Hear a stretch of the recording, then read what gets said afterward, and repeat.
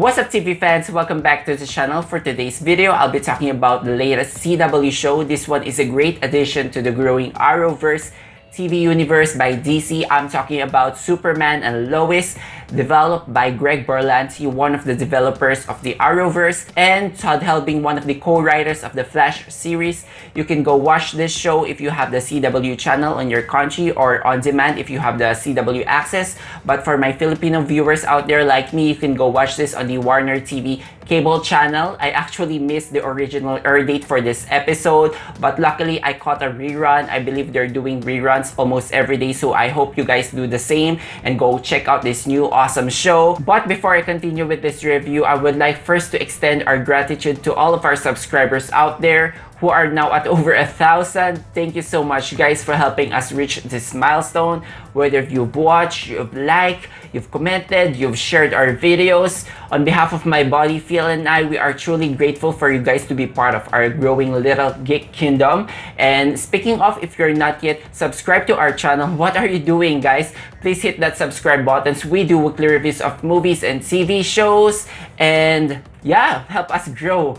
Okay, now back to our review, Superman and Lois. Honestly, I'm not really excited for this series upon hearing it. That's why I have no urgency for my part, but upon hearing some good reviews, I gave it a try, and this show is really good. And in fact, it's even better in terms of production values and its cinematography. You can really notice that from the beginning compared to the other DC shows. I think this is their best looking show yet. As I've said, I've watched this on the cable TV, and before this episode, there's this primer episode or some sort of an extended featurette talking about the legacy of Superman, how this show is being reinvented and reintroduced for every generation and the generations to come. And honestly, it feels inspiring, and it kind of reminded me of why I love Superman as a kid. No secret in here, Superman is the most well-known and most revered superhero of the entire planet. So we got a lot of adaptations for almost 3 decades. We got a lot of TV shows and movies. So what is the contribution of this new show, Superman and Lois? Now, correct me if I'm wrong, but I think this is the first time that I've seen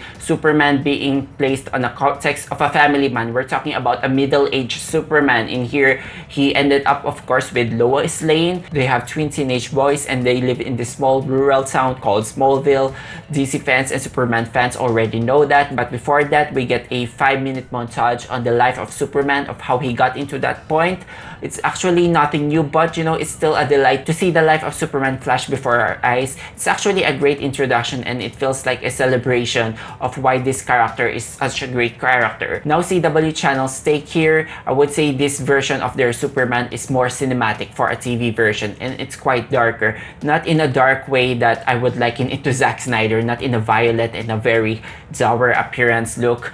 Dark because it has a lot of more mature themes and heavy themes. It's more grounded to reality because we have some issues here about economic anxiety, but it doesn't bombard you. It still remains on a subtext, but you can see that this plot lines are slowly forming together in this pilot episode, which is really good. In terms of being cinematic, you can almost notice that immediately because of the aspect ratio here. We're doing a 16:9 aspect ratio, so this is something that you can watch on the theater. And the special effects here, they're above average than most of the TV quality. And I also like the costume design here for the new Superman suit. It's less brooding, I would say, compared to Henry Cavill's suit. But what I like about this suit is that the red cape pops more in the dark, if you get what I mean. And in terms of the scenery, it's nice that we're changing the setting here from the metropolis to some local farm, just because we've seen the Starling City, the Central City, National City from the previous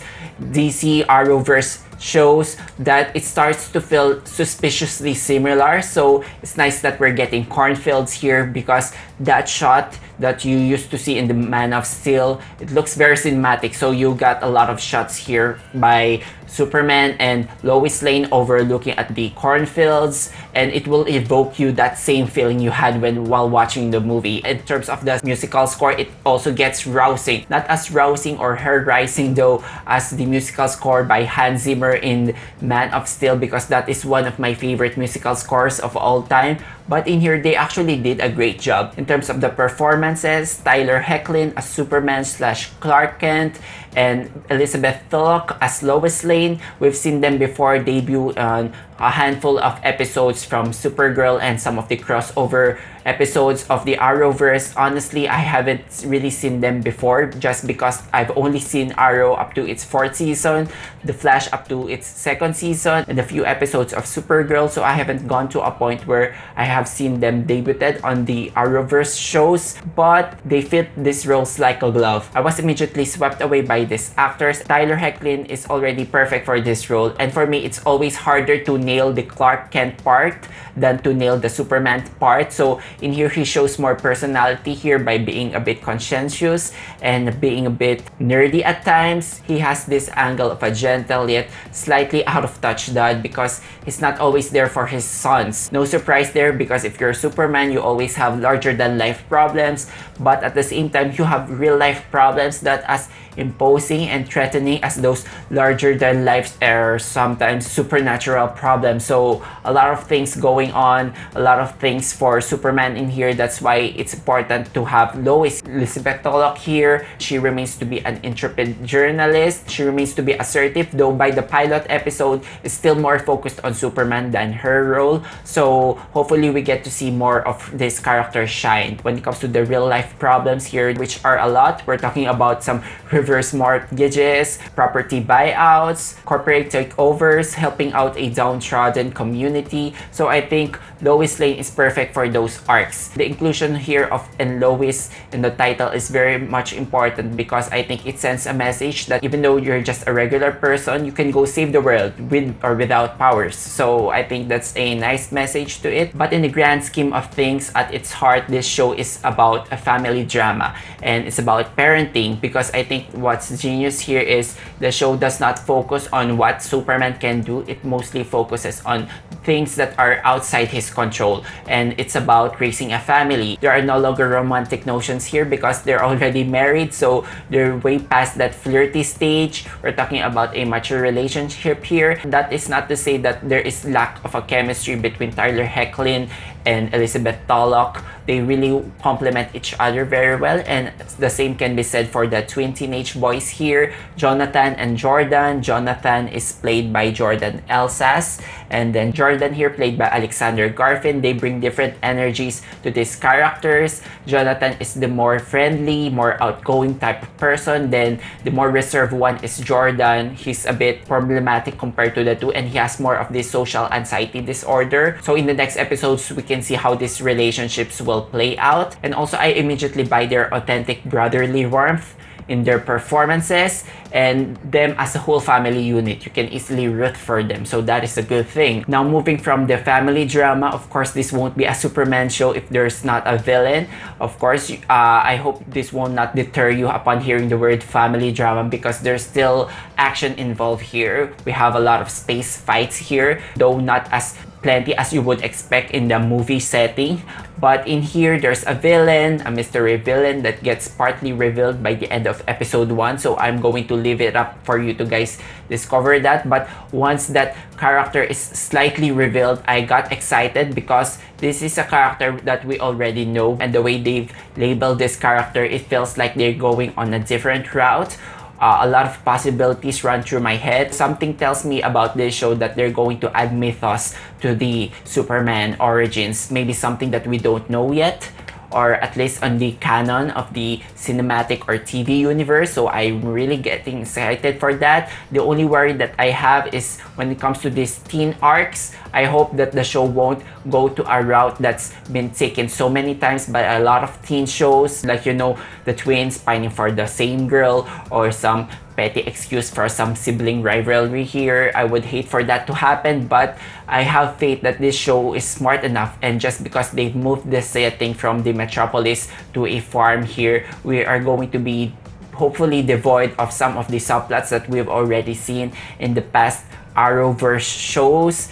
And yeah, as a whole, how does this fit in the whole Arrowverse? There's always a question when it comes to these types of universe. whether it comes to DC or Marvel, of how much does a show or a movie will show individuality, or how much of this show will feature other components of the other shows. That is something that they need to balance. But you know, on set, this is an improved CW show for me, and I hope they continue to shoot it this way.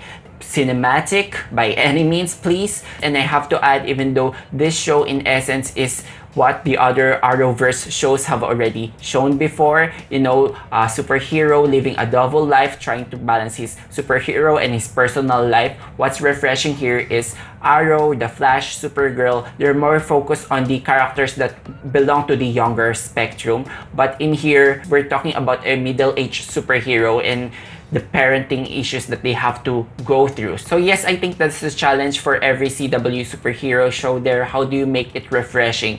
How do you make these problems something resonant, but at the same time you don't want the proceedings to feel like it's being dry, you know, like this is no longer a superhero show. You need to inject a lot of sense of wonder every now and then. So overall, this show is off to a promising start. It's only doing 15 episodes, so hopefully that will pave the way for less filler episodes.